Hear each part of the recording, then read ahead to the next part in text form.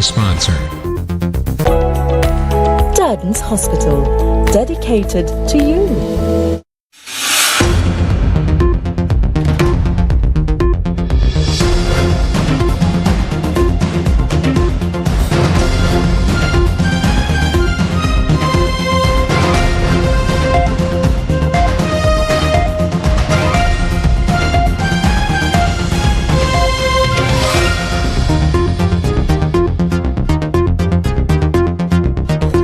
What's happening around the world and what's happening here at home? A very good evening. You're watching Primetime News coming to you live and direct from our News First studios here in Colombo. Bringing you the news, I'm Mariam Gunavijaya. And I'm Sandro Ferdinando. Let's take a look at your headlines for tonight. News First headlines. Main sponsor. Durden's Hospital, dedicated to you.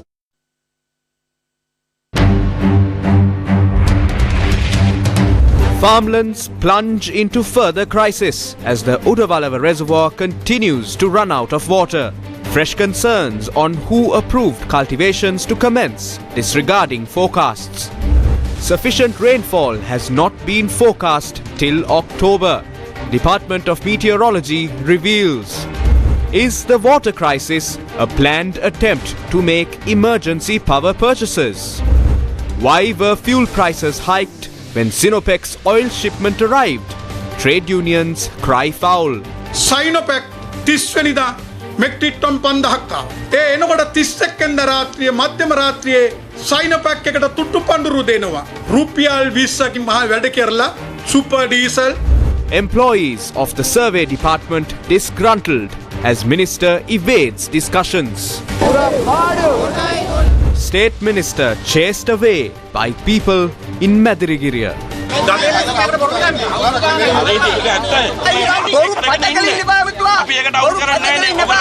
Niger reopens borders with 5 countries.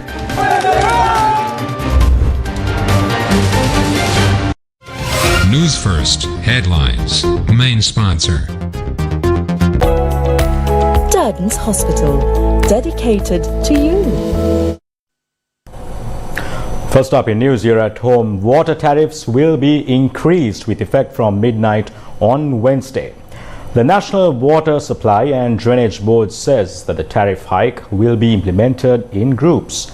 It added that the tariff hike will be implemented by 30% based on the usage under several groups. The National Water Supply and Drainage says that Gazette notification with regard to the tariff hike was directed to the Department of Government Printing, and it added that the tariff hike will not impact the low-income earning families. Meanwhile, the Mahaveli Authority of Sri Lanka said that the country's economy would suffer a loss of over rupees 30 billion following the cabinet decision to prioritize electricity generation and not to release water from the Samanala to rice fields. Deputy Director General of the Mahaveli Authority, Engineer Nilantha Dhanapala, speaking to News First, said that if water is released, at least 60% of the paddy lands can be saved. Over 25,000 hectares of rice fields in the Monaragala, Amlipitiya and Ratnapura districts receive water from the Udavalava reservoir via 2 waterways, namely the Valava left and right bank canals. More than 30,000 families directly depend on the water from the Udavalava reservoir. Sri Lankan authorities reached a decision not to release water from the Samanala to the Udavalava reservoir, citing the need to provide an uninterrupted supply of power to the southern province. However, this decision has led to the destruction of many rice fields, and this is the fate of over 200 acres of rice fields in the Pavuvava village in Angunukula Palasa. I borrowed 40,000 rupees on interest. There is no harvest this year.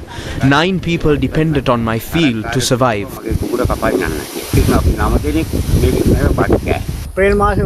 When they provided water in April, they said the final say would be the 20th of August. We started to cultivate in May.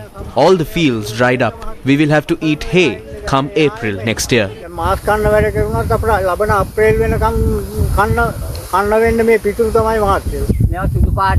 These paddy fields have dried up. We are requesting water to at least save what is left.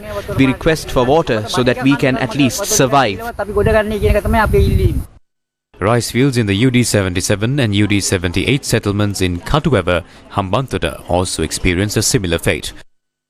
Farmers pointed out that 50% of the rice fields in the villages have been destroyed due to the lack of water.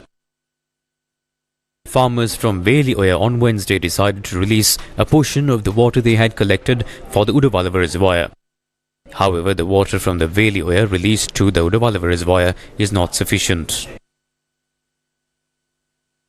The Minister of Agriculture and several other ministers hail from the Hambantota district, yet they fail to understand this situation. The people are paying the bills for their luxuries. Farmers from a neighbouring district have stepped forward to provide us water. The humanity within them is missing from the 225 lawmakers. They are elected by the people.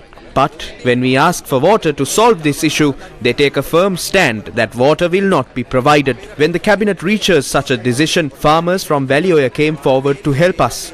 That is the true spirit of humanity. This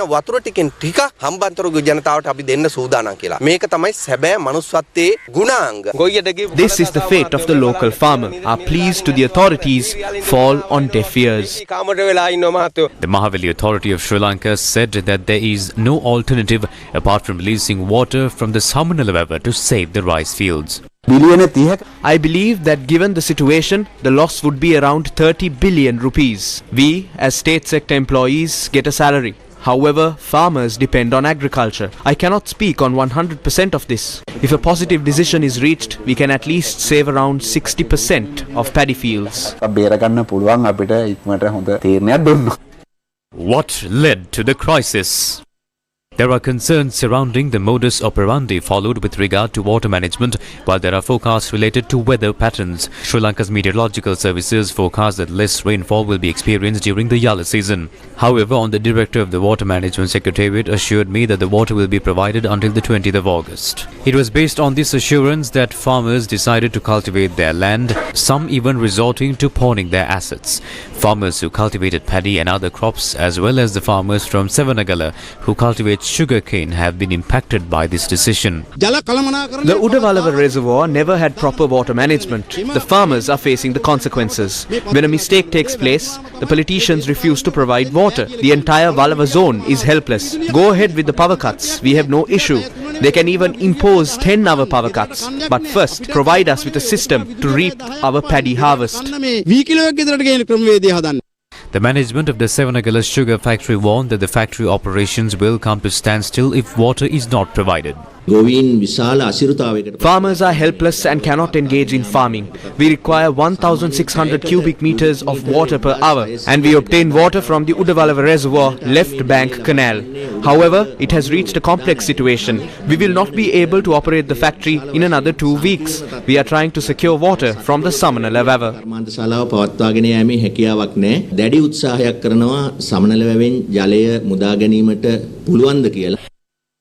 The Met Department warned that Sri Lanka will not experience sufficient rainfall until October.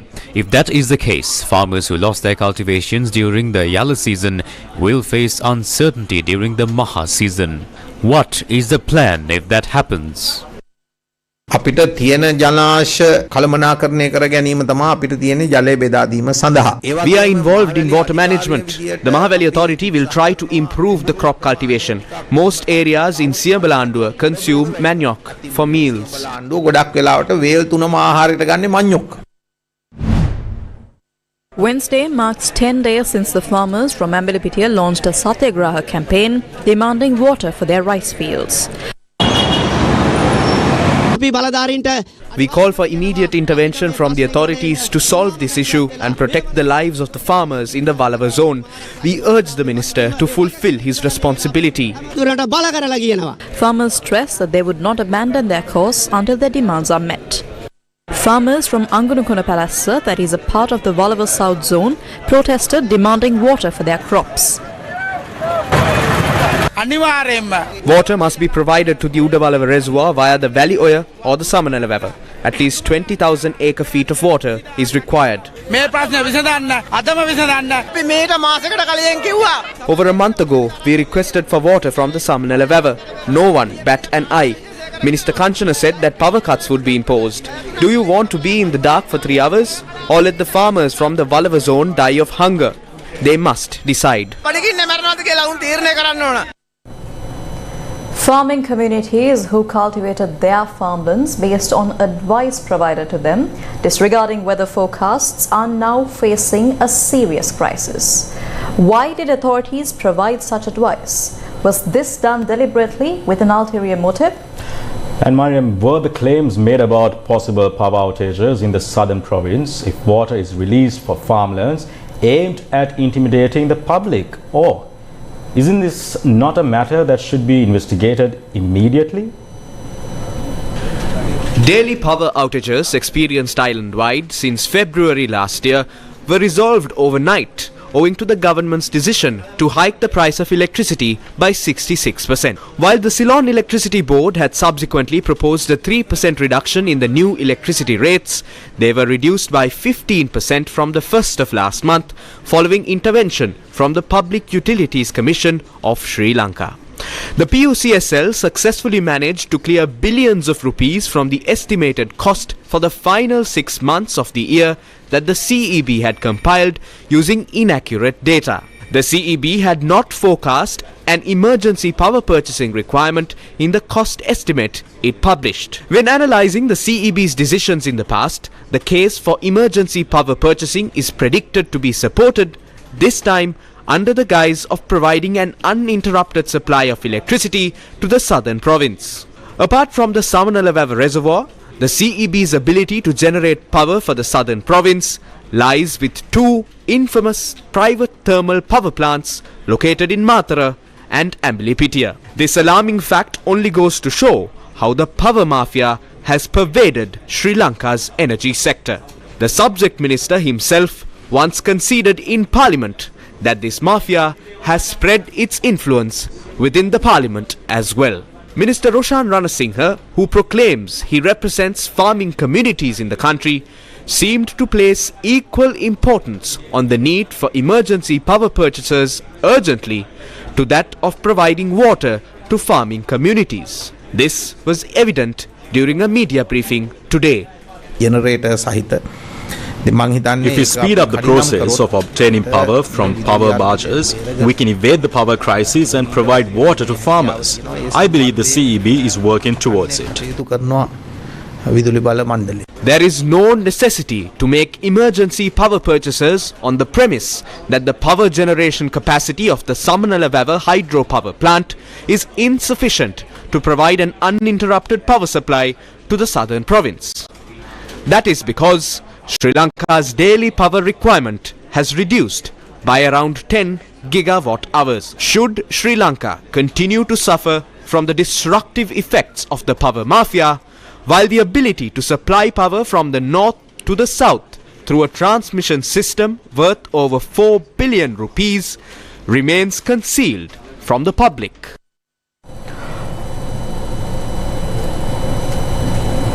While Sri Lankan farmers are plagued with a plethora of issues, low-income families are in distress due to issues surrounding the Aswasuma Welfare Benefit Program.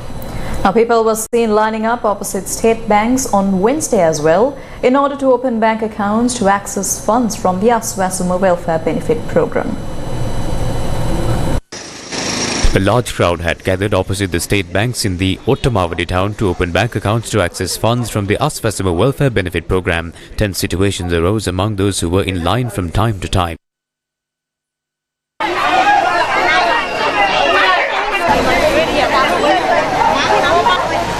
A long queue was seen in Chenkaladi close since Wednesday morning. These are the people who came to open Aswasuma bank accounts at state banks located in Navalapitiya town. The Samruddhi Development Officers Union expressed concern over the process adopted in providing the Aswasuma Welfare Benefit Program funds. The subject ministers in charge came in front of the media and boasted on the stage that they will pay the social welfare benefits by the end of July. Today is the 2nd of August and people are still in queues in front of the banks and are still suffering. Low-income earners still can't open accounts. A proper mechanism was operating in the Samurdhi Bank system for many years. The 134 parliamentarians of the SLPP, including Mahinda Rajapaksa and President Ranil Wickremesinghe, are making efforts to inactivate this system, enabling the commercial banks to carry out the transactions previously carried out by Samurdhi banks. Now the best story is that the subject minister announcing yesterday that he will be making the preparations to pay these welfare benefits through Samurdhi banks to the families who are already receiving Samurdhi benefits whose names are not included in the new Aswasuma welfare benefit scheme. Then the Aswasuma social welfare benefits are paid to a set of people through commercial banks and other 392,347 are paid through Samurdhi banks. But the Samurdhi banking system had the ability to pay the Aswasuma welfare benefits to all the 2 million people. We would like to ask the government if this is a donation by the World Bank and the government is saying that the Samurdhi banks are considered unacceptable. How are the Aswasuma welfare benefits paid through the Samurdhi banking system from the month of July?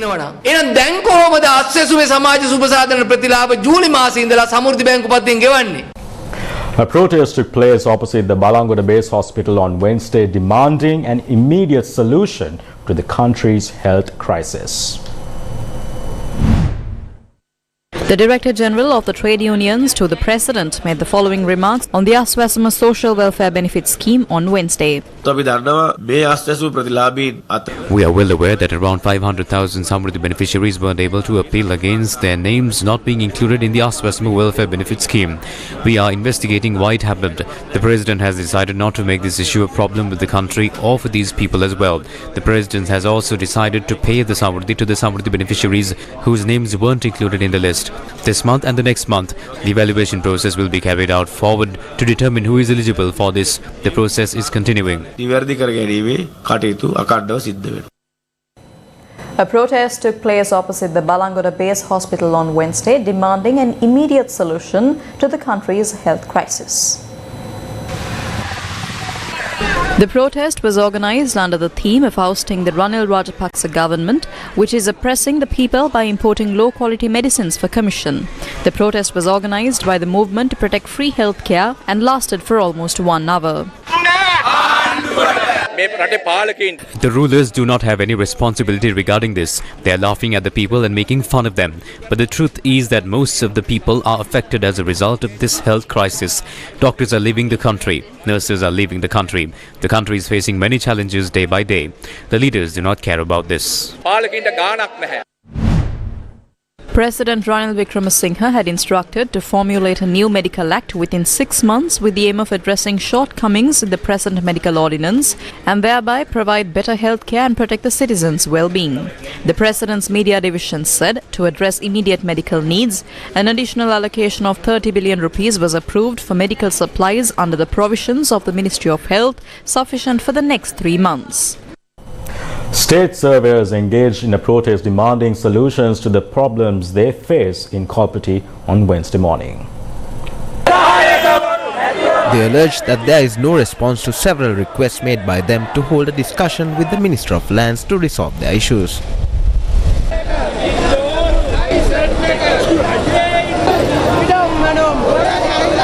We are demanding a trade allowance. A court case is ongoing for 13 years. Because of that, our basic rights are violated. An allowance of 70,000 rupees has been recommended. Give it to us. Also make the recruitment process more efficient. 50% of the vehicles belonging to the surveyors department are older than 40 years. We can't proceed with the surveying. They are always breaking down. We have informed the chairman, the minister, the prime minister and the president regarding this since February. Since no official responded to this, we had to take to the streets. කිසිම සාකච්ඡාවක් මේ ප්‍රශ්න විසඳන සාකච්ඡාව ලබා නොදීම තුළ තමයි මේ පාරට බහින්න සිද්ධ වෙලා තින්නේ. The riot police armed with water cannons were called to the location of the protest.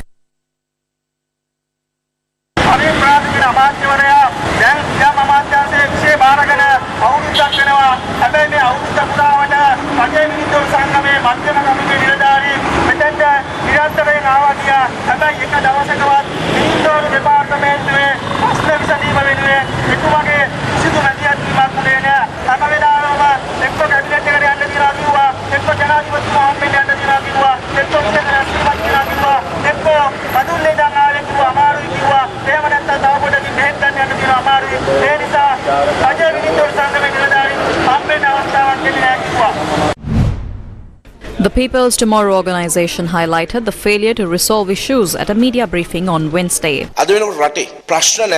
Is there any field in the country without any problems? This is a government that cannot provide water to the farmers. This is a president who cannot provide water and fertilizers to farmers. A president who is unable to provide the textbooks and school uniforms to the school students. A president who cannot implement the Aswasama welfare benefit scheme. The president made the people die in queues. How can the government be called a successful government? We are saying that this government is a failure. The president has failed. It is clear that Ranil Wickremesinghe is a failure. No matter what is done by the president to resolve these issues, he is constantly proving that he is a failure. In other news making headlines this evening, State Minister Siripala Gamlath and MP Jagat Samaravikrama received a hostile reception when they attempted to open a road that was not properly renovated. State Minister Siripala Gamlath and MP Jagat Samaravikrama received a hostile reception when they attempted to open a road in Biso Bandara, Madrigiriya.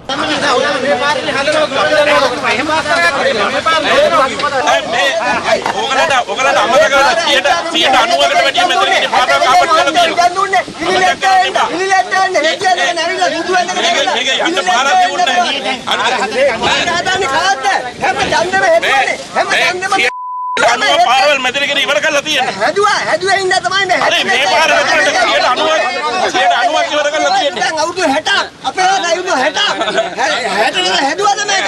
හැදුවාද? බොරු පටකලින් ඉඳපා මුතුවා. අපි ඒකට අවුල් කරන්නේ නැහැ නේ. ඕගොල්ලන්ගේ අපි අවුල් කරන්නේ එළියට ගමට බහින්න බැරිද? හැබැයි ඒ වුණාට දැන් ඇවිල්ලා ගම එනවා සුදු වෙනදලා. අර මුළු කොළඹම ගහලා තියෙන ඉංග්‍රීසි කාලේ ආණ්ඩු ශ්‍රීමත් කියලා. ඔයගොල්ලෝ එකක් කතා කරනවා. එදා ඉඳන් මේ රටේ වැඩ කරපු අර ඉංග්‍රීසි කාරණාගේ නම් ටික ඔක්කොම ගහලා තියෙනවා කොළඹ. කවුද කතා කරන්නේ මට? අර മന്ത്രി ගොල්ලෝ හැම කට්ටියම එනවා. ඔක්කොම යනවා. වැඩි එපා. ජනාධිපතිතුමත් මෙතනින් ගියා. ඒ ගිහිල්ලවත් මේ පාර අපිට හදලා දුන්නේ නැහැ. Due to the protest from the locals, State Minister Siripala Gamlath and MP Jagat Samaravikrama were forced to retreat. The chairman of the Madrigiriya Pradeshya Sabha had filed a complaint with the police over the incident. News First with the people. News First. Main sponsor. Durden's Hospital, dedicated to you. Sahasya Investment Limited, which was under the purview of the Ministry of Transport and Highways, was moved under the Ministry of Finance, Economic Stabilization and National Policies, which comes under the President. Sahasya Investment Limited was formed to manage the express system and its assets. Sahasya Investment Limited was first formed in 2020 under the Road Development Authority in order to manage the expressway system. Plans were also in place to list Sahasya Investment Limited in the Colombo Stock Exchange. However, at the time, multiple factions pointed out that by doing so, the expressway system and its assets, including land, could fall into the hands of another party. By an extraordinary gazette, the President moved Sahasya Investment Limited, that was under the Ministry of Transport and Highways, under the Ministry of Finance, Economic Stabilization and National Policies. Why were the fuel prices increased when the first fuel shipment from Sinopec was reaching the country?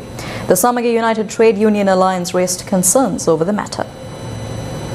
Sinopec 5,000 metric tons from Sinopec reached the country on the 30th. Out of that 5,000, 3,000 metric tons was 95 octane and the other 2,000 was super diesel. Officials were thanking Sinopec on the 31st. The price of super diesel was increased from 20 rupees, petrol by 15 rupees. The second shipment is scheduled to arrive within the next few days. From that shipment, half will be dispatched at Kolonnava and the other half will be dispatched at Mutturaldevela. Then on the 31st night, the price of 92 octane was increased by 20 rupees. Opposition leader Sajith Premadasa disclosed about an emergency electricity purchase plan on Wednesday. රටේ විදුලි බල උත්පාදනයේ ප්‍රශ්නයක් එනවලු ළඟ ළඟම It is said that an issue will arise in electricity generation. Therefore, we will have to go for private purchases. What is this emergency purchasing? Emergency purchasing is another way of money laundering. They have deviated from the tender system and the procurement process and are now looking for arrangements to generate electricity privately. Now, the diesel mafia has become very successful. The institutions that generate electricity from fuel are watching this in a surprised manner. In this government, many people are setting up scams to earn a massive amount of dollars through emergency purchases by striking the deal outside of the tenders. මිලදී ගැනීම හරහා හොඳ dollar කුට්ටියක් උපයා ගන්නට බොහෝ දෙනා පිඹුරුපත් සකස් කරනවා මේ ආණ්ඩුවේ. There are many crises ongoing in different fields, and the people are protesting because no solutions are being given for these issues. Among the many issues in politics, now is the issue of the presidential candidate. Sri Lanka Podujana Perumana parliamentarian S.M. Chandrasena agreed on the statement made by parliamentarian Rohita Abegunawardena, saying that the president was appointed only until 2024. Parliamentarian Rohita's statement is a truthful statement. If our help is needed, then it should be discussed with the party. We can't individually make everyone happy. That is what I have to say. I'm involved in events where decisions are taken as well, and we will carry on as required. The United National Party says that the people's issues can only be solved by the incumbent president. Ranil Wickremesinghe is someone well versed in both Machiavelli and Kautilya. It is not possible to govern the country without Kautilya. Compared to a few years ago, the country is in a better state now. Therefore, we can overcome the challenges in the future. The Samagi Janabalawege spoke in this regard as well. I will tell you the truth. The next budget will be revoked by the government. The ministerial portfolios of Ranil's ministers will be gone. The Pohot tour is preparing to kick out Wickremesinghe and to play the people once again. It is definite that in the next budget will be kicked out, and those ministers whom the Pohot tour has no control over will be taken away.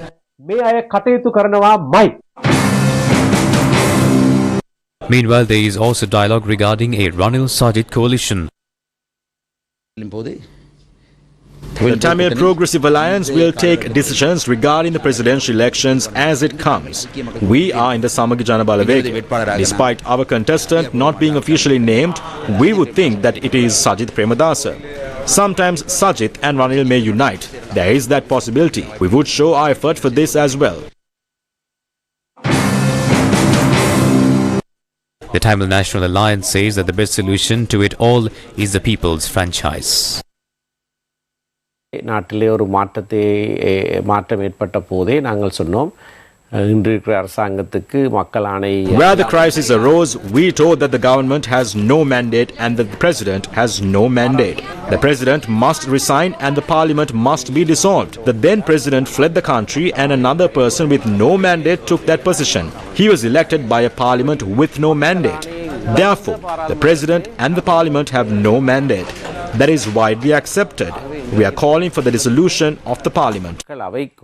மக்கள் ஆணை கிடையாது என்பது எல்லாரும் ஏற்றுக்கொண்ட ஒரு விடயம். இது சென்ற வருடத்திலே இருந்தே நாங்கள் சொல்லுகிறோம் பாராளுமன்றம் கலைக்கப்படும் பிரச்சனைகளை சரியான விதத்திலே.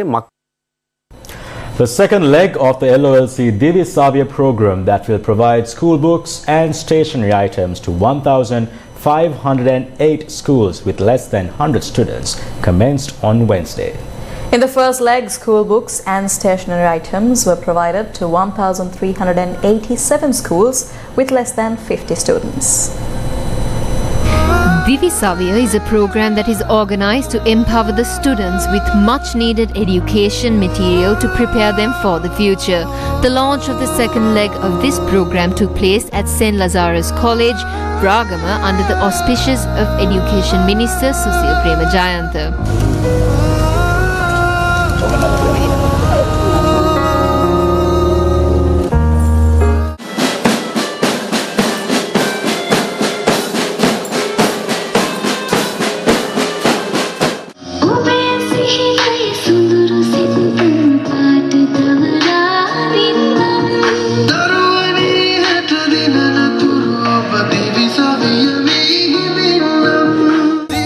Zonal education heads, principals, parents, students, among others were present for the launch.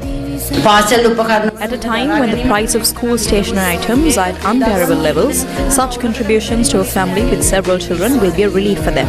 The children should receive the best because all of these investments will decide the future of education in the country. Several performances by the students added color to the event.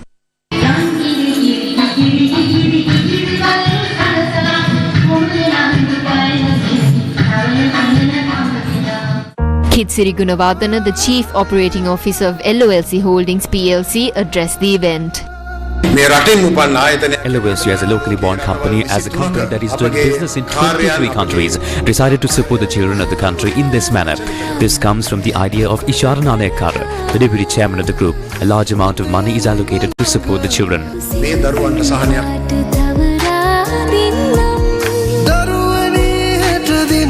Our country was divided based on language and caste. IT is the next big language. When AI reaches its peak, everything else will be over. Who has these issues? Power-hungry politicians. They use racism to win one election. Again, they are trying to cling on to something. The people who garner the most votes as those who can deceive the people the most. Therefore, we need to transform our education era. This system will not apply for the next decade.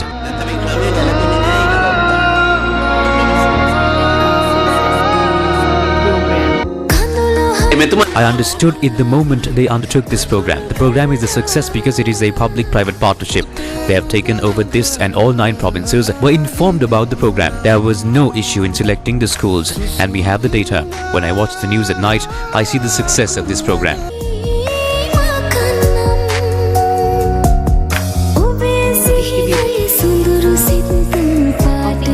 Divisavia program. The first leg of the Divisavia program took place targeting schools with less than 50 children. The second leg, which commenced on Wednesday, targets schools with less than 100 students.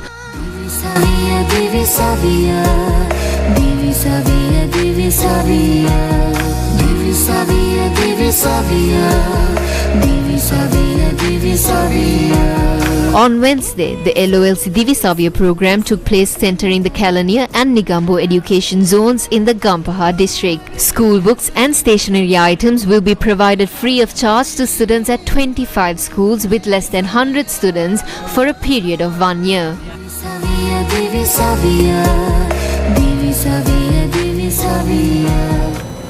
A group of mountain climbers had come across the remains of an unidentified woman during a hike on the Great Western Mountain in Talawakale on Tuesday evening. The remains were brought down from the mountain on Wednesday evening and handed over to the Nurelia hospital. The Great Western Mountain is located around 10 kilometers away from the Talawakale town. A group of mountain climbers came across the remains of an unidentified woman during a hike on the Great Western Mountain in Talawakale on Tuesday evening. They had immediately contacted the local authorities of the discovery, and the remains were brought down following an operation mounted by the Lindula police and the Sri Lankan army. The deceased is believed to be between 30 and 35 years of age, and her identity is yet to be ascertained by the authorities.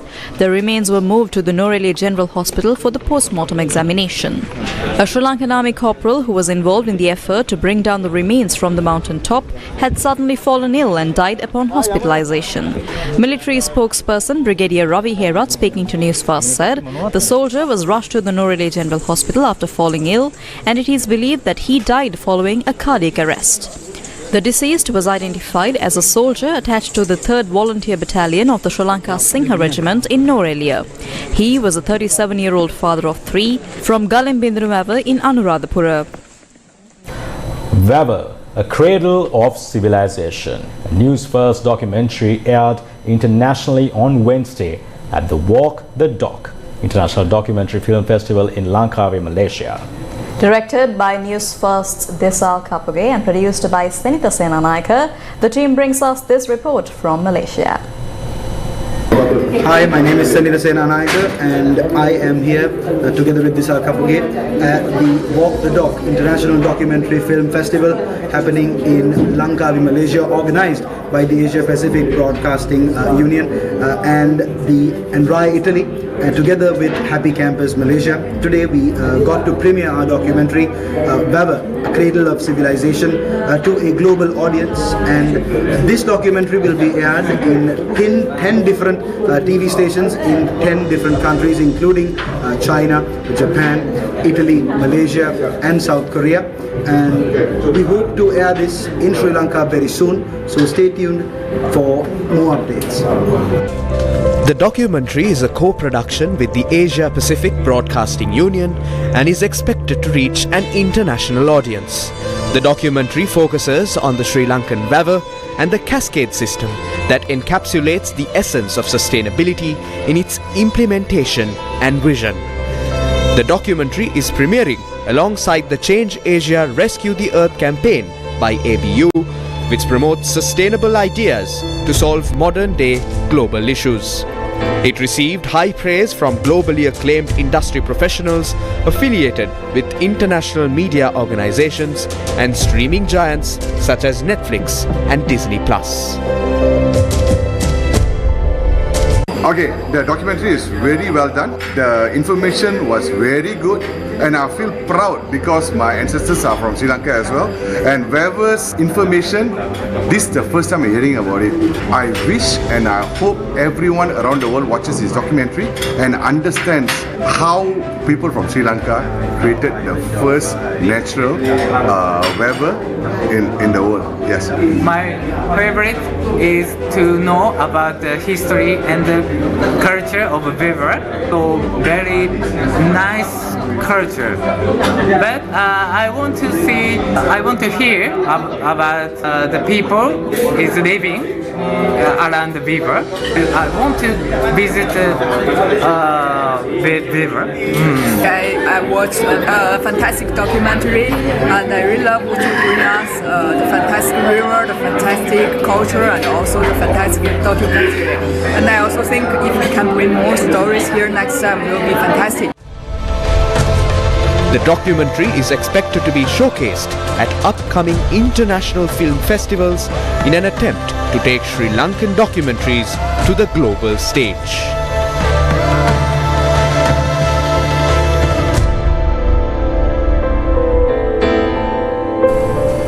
In some news that just received, a fire has broken out in the jungle surrounding the Victoria Dam. The engineer in charge of the Victoria Dam said that it has not posed a threat to the structure. And what you are witnessing now are visuals from the fire that has engulfed the jungle surroundings the Victoria Dam.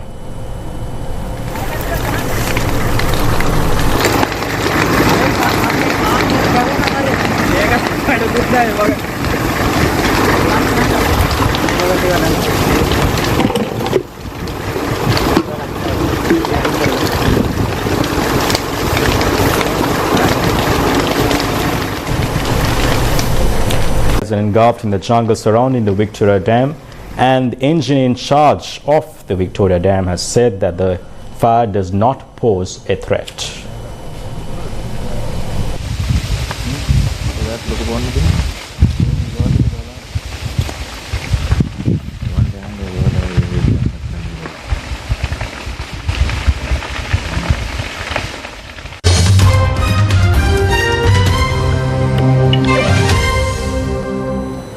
In international developments, a French military transport plane carrying Europeans from Niger arrived in Paris on Wednesday in the first such evacuation flight since mutinous soldiers ousted the country's democratically elected president nearly a week ago and shut its borders. France, Italy and Spain all announced evacuations from Niger for their citizens and other European nationals concerned that they risked becoming trapped by the coup that won backing from 3 other West African nations also ruled by mutinous soldiers. About 600 French nationals want to leave along with 400 people of other nationalities from Belgians to Danish. With Niger's airspace closed, France coordinated the evacuations with a regime that ousted the nation's leader but without withdrawing its support for democratically elected President Mohamed Bazoum. The West African regional body known as ECOWAS announced travel and economic sanctions against Niger and said it could use force if coup leaders don't reinstate Bazoum within 1 week. The new junta got backing from the military governments of Mali, Burkina Faso and Guinea. While the coup was taking place, African leaders attended meetings with Russian President Vladimir Putin with little to show for their request to resume a deal that kept grain flowing from Ukraine and to find a path to end the war there. Putin, in a press conference late Saturday following the Russia-Africa summit, said Russia's termination of the grain deal earlier this month caused a rise in grain prices that benefits Russian companies. He added that Moscow would share some of those revenues with the poorest nations. That commitment, with no details, follows Putin's promise to start shipping 25,000 to 50,000 tons of grain for free to each of 6 African nations in the next 3 to 4 months, an amount dwarfed by 725,000 tons shipped by the UN World Food Programme to several hungry countries, African and otherwise, under the grain deal. Rating agency Fitch on Tuesday downgraded the US government's top credit rating. Rating agency Fitch on Tuesday downgraded the US government's top credit rating, a move that drew an angry response from the White House and surprised investors, coming despite the resolution of the debt ceiling crisis 2 months ago. Fitch downgraded the United States to AA+ from AAA, citing fiscal deterioration over the next 3 years and repeated down-the-wire debt ceiling negotiations that threatened the government's ability to pay its bills. Fitch had first flagged the possibility of a downgrade in May, then maintained that position in June after the debt ceiling crisis was resolved, saying it intended to finalize the review in the third quarter of the year. The dollar fell across a range of currencies, stock futures ticked down and treasury futures rose after the announcement. In the meantime, for the first time in history, a president of the United States has been charged with trying to prevent the legitimately elected government of that country from taking office. News First, Sandro Satyajit brings us this report. Much like Sri Lanka, an example very similar to Sri Lanka, a man with no political background, a man nobody thought would come into politics even, came in, and not only did he take over the Republican Party, he took over the entire country, the United States. Donald John Trump, who took over as president in 2017 in the US. Now, what is going on with him? You know his history, you know his story, but what you don't know is, as of now, he is being charged with multiple felonies in multiple states across the continental US. First being in the state of Washington, D.C., where he is charged with 4 criminal charges of attempting to overturn the results of his presidential election in 2020. And not only that, he is also charged with conspiracy to defraud the United States in other states, such as the state of Florida. Now, that is not only it. He's also being charged in the state of New York with 34 counts related to mishandling election campaign funds as well. And not just that, even in the state of Georgia, he is being charged currently with, and they will likely indict him in this regard as well, on criminal charges of attempting to overturn the result in Georgia of his presidential election. And not only that, he is being charged across 4 states. You know his story, and where will this lead? He is the first ever former president to be charged, to be brought criminal charges rather, and what will be his future? A man nobody expected to come into politics. He changed the way US politics is seen as of now, with his very extravagant methods of speaking, very extravagant methods of controlling and leading the party, and forming his own, in the sense, Republican style party as well. What is the future for Donald J. Trump? Stay tuned to News First as we bring you the very latest. And with that, we wrap up news for tonight. Stay with News First as Face the Nation is coming up next. Good night and take care. For the biggest stories as they break, subscribe to News First English News Alerts. News First, your trusted English news channel.